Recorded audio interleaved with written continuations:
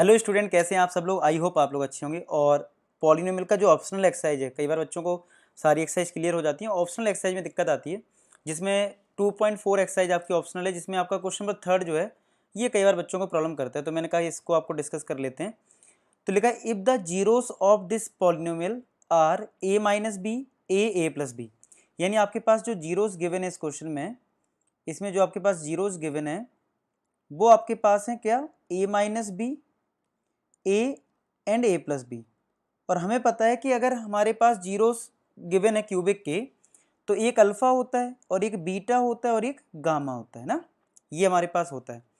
और हमारे पास एक रिलेशन भी होता है alpha plus beta plus gamma is equal to minus का बी अपॉन ए। अगर आपको ये फॉर्मूला याद होगा तो बहुत अच्छी बात है, ये फॉर्मूला याद रखना है।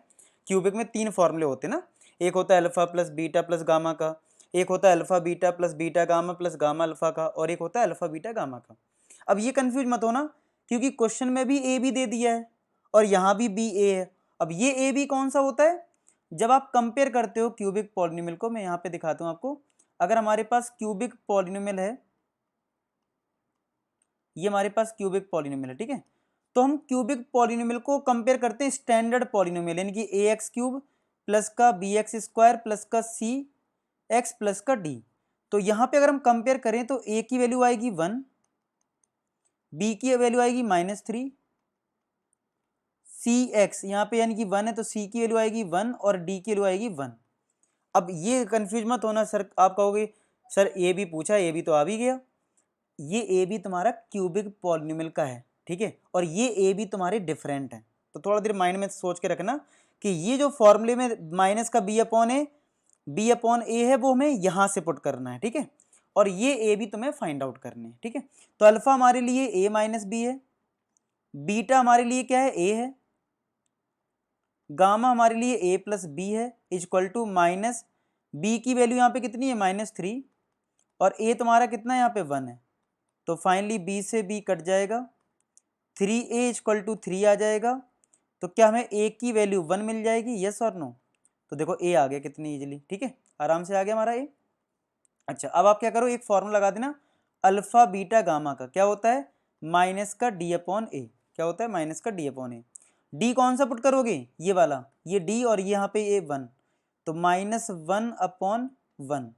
अल्फा कितना है हमारा, a माइनस बी है, बीटा हमारा कितना है, a है, गामा कितना है, a प्लस बी है, यही है ना। देखो alpha a minus B, beta a है, गामा a प्लस बी है। अब आपके पास a की वैल्यू ऑलरेडी आ चुकी है 1 है, तो 1 पुट कर दीजिए, तो 1 minus B into 1 1 plus B equal to minus का 1। तो यहाँ से आ जाएगा 1 माइनस बी, यहाँ पे आ जाएगा 1 plus B equal to minus का 1। तो यहाँ से आ जाएगा 1 स्क्वायर माइनस का बी स्क्वायर इक्वल टू -1। तो ये आ जाएगा -b square equal to -1 minus का 1। ये 1 जो है ना आरएचएस में आ जाएगा। तो यहाँ से आ जाएगा -b square equal to minus का 2। तो ये कट गया। तो यहाँ से आ गया हमारा b स्क्वायर इक्वल टू 2। तो b की वैल्यू क्या आ जाएगी, b की वैल्यू आ जाएगी प्लस माइनस का √2। आया समझ में, क्लियर है। तो ये आ गया b की वैल्यू प्लस माइनस का √2। तो फाइनली हमें पूछा क्या था, हमसे पूछा था a और b बताओ। तो हमारा फाइनल आंसर हो जाएगा a हो गया 1 के इक्वल और b आ गया हमारा प्लस माइनस √2 के इक्वल। तो ये हमारा फाइनल आंसर आ गया। अगर कोई दिक्कत आई तो फिर से एक बार देख लो मैंने कैसे बताया है, ठीक है। आई होप आपको समझ में आ गया होगा। बाकी आपको किस क्वेश्चन में दिक्कत आ रहा है, चाहे वो RD शर्मा का हो या कोई रेफरेंस बुक, उसको आप टाइप कर देना कमेंट सेक्शन में, मैं उसका जल्दी रिप्लाई करूंगा, उस पर वीडियो बना दूंगा आपके लिए, ठीक है। तो मिलते हैं नेक्स्ट वीडियो, तब तक अपना ख्याल रखें, बाय बाय टू ऑल, और घर में सेफ रहें।